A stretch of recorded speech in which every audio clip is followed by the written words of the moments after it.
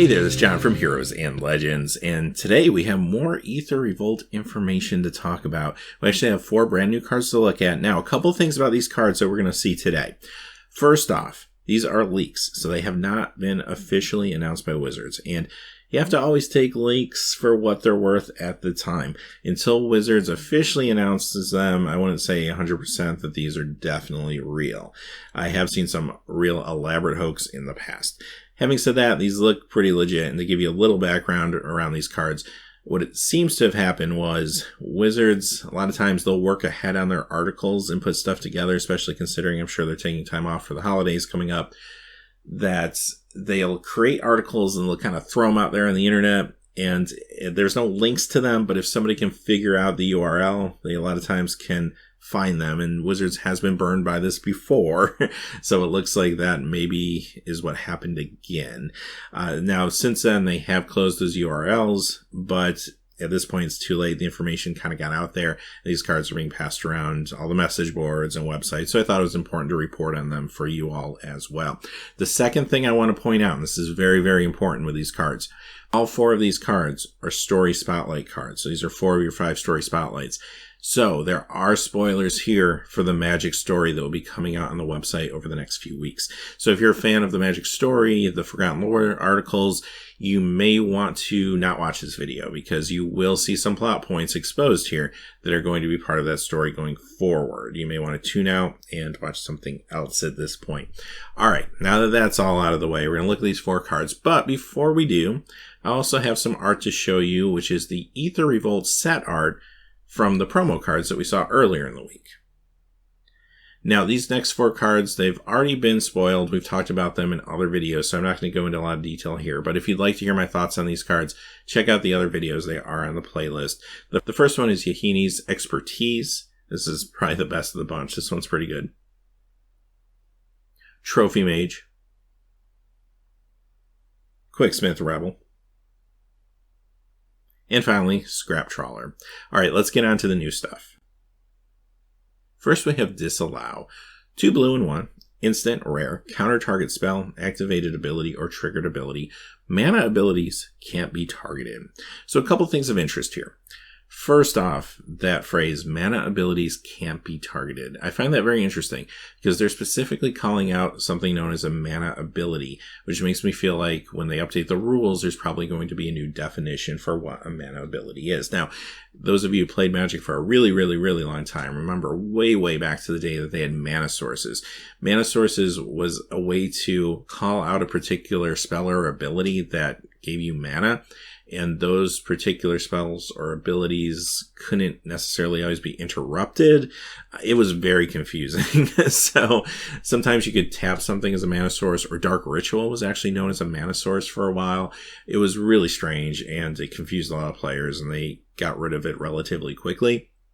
Now, I don't think they're doing that with mana abilities here. I think this is just a way for them to call out something that already exists in the game. But I just found that kind of interesting, and we're actually going to see that phrase on another card coming up in just a second. Now, let's talk about Disallow itself. I always said that Cancel felt a little overpriced. Paying 2 blue and 1 to counter a spell felt like it was a little too much, but Counterspell, paying 2 blue to counter a spell, felt like it was a little too little. And you can't have like 2 blue and a half, right? So Wizards have always tried to remedy that by adding extra stuff onto the cancel. And they've had some successful versions of that, cards like Dissipate and stuff like that. But this one is maybe one of the more creative and I think potentially successful versions of that. I really like this card a lot. I mean, you have the cancel ability, but then as an alternate, if you need to counter an activated ability or triggered ability, this card can do that for you. So I almost feel better about this costing an extra mana than classic counterspell because it's giving me the utility to deal with other threats if they come up. Maybe they will, maybe they won't, but at least I can deal with it. I like this a lot. This will be very good for control decks. I think it's very, very standard playable. And I also think that this could even see some modern play. Now, once you get into Legacy and stuff, I don't know if you need it there because you have Counterspell, you have Force of Will, you have Stifle. Like, those things already exist. But at least in Modern and Standard, I think you could see some play. And definitely a good card for Commander Cube as well. So I really like this one. This seems quite good to me. Alright, next we have Battle at the Bridge, and this costs a black and X. It's a sorcery rare, and it has a new mechanic, Improvise. Your artifacts can help cast the spell. Each artifact you tap after you're done activating mana abilities pays for 1. Target creature gets -X/-X till end of turn, and you gain X life. This is interesting for a whole bunch of reasons. First off, there's mana abilities again. Secondly, let's talk quickly about that new mechanic, Improvise. Basically feels like a artifact version of Convoke, which is interesting. I kind of feel like it's not as powerful as Convoke, which is not a bad thing by any means, because I think Convoke would have been maybe too powerful, straightforward in this standard environment. You can tap your artifacts to get a generic mana, so you can't really cast anything on color by tapping artifacts, so that's good. Also, I noticed that this is a black and X spell. I kind of feel like maybe all the improvised cards will be X spells. Like maybe you'll see a cycle, one for each color, and you'll get the color and X, and then you can use improvise to bolster the X ability. I think that's more fair in this standard environment than being able to cheat something out faster by tapping your artifacts. Making a spell bigger by tapping your artifacts feels a lot better to me, and I kind of feel like that's probably what we're going to see from this mechanic, so I guess we'll know soon enough, but that's my guess anyway. Now, the card itself, -X/-X till end of turn to a creature, and you gain X life. That's good removal for limited. I would say I don't see this crossing into standard. I think there's just better removal out there that's faster and uses less resources, but this one, if I'm picking in a draft, this is a nice piece of removal that I wouldn't mind picking up. If it's in my sealed pool and I'm going to play black, I'll be happy to run this. So I think that's the role of this card more than anything, is to be some additional removal for your limited games. And in that case, it's very good. Now, quickly, I want to talk about the flavor here. Some people are speculating that the bridge and Battle at the Bridge is Ensnaring Bridge, which kind of makes sense if you look at the art there. It looks like it's trying to ensnare, right? So here's the thing, though. I don't think we'll see Ensnaring Bridge in the regular set. I think the card maybe is a little too powerful for the current standard environment. And I also feel like Wizards has been trying to get away from cards that kind of choke out your opponent like that in recent history. And I'd be very surprised if it showed up in the core set of Aether Revolt. But I would be very surprised on the flip side to not see it as a masterpiece. So I'm pretty sure we're going to see that as a masterpiece, and maybe this is a little bit of a callback to it. And you have a Tezzeret quote on this card as well, which sounds like is at least alluding to a big moment in the story. Next we have Paya's Revolution, a red and 2 enchantment rare. Whenever a non-token artifact is put into your graveyard from the battlefield, return that card to your hand unless target opponent has Paya's Revolution, deal 3 damage to him or her. I don't know. I'm not super crazy about the card in general. I don't necessarily like playing enchantments for 3 or more that don't do anything when they hit the battlefield necessarily.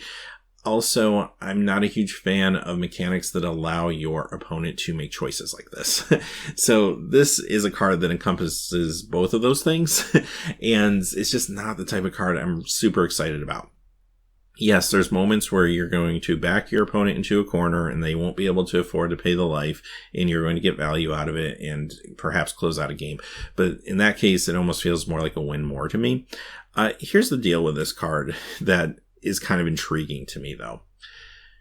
Imagine playing this in Commander, or any multiplayer game, I guess, where you make an alliance with another player, and you say, okay, I'm going to target you as the target opponent, and I'm going to go off with this Fruity Pebble style combo. For example, I have an Ornithopter out, I can sacrifice it to something like an Ashnod's Altar, keep getting it back, recasting it, and now I have infinite mana, and I can perhaps play like a Fireball and just wipe out the table or something, right?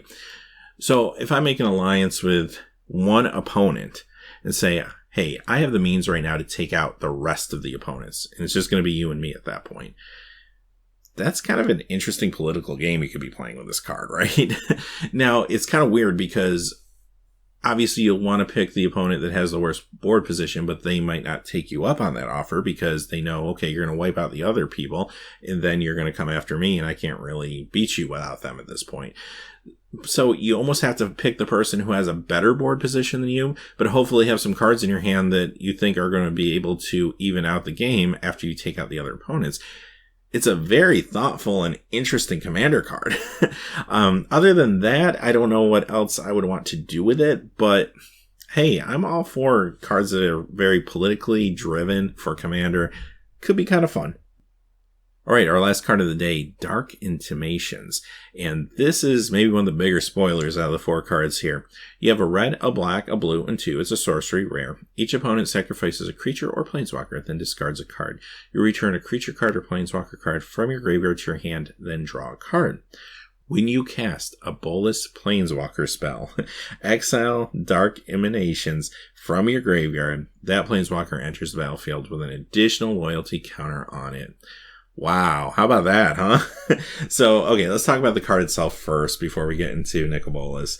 The card itself, I think, is actually pretty cool. It's kind of like a mini Cruel Ultimatum, I guess, and it's in Boros colors, so that's the thing.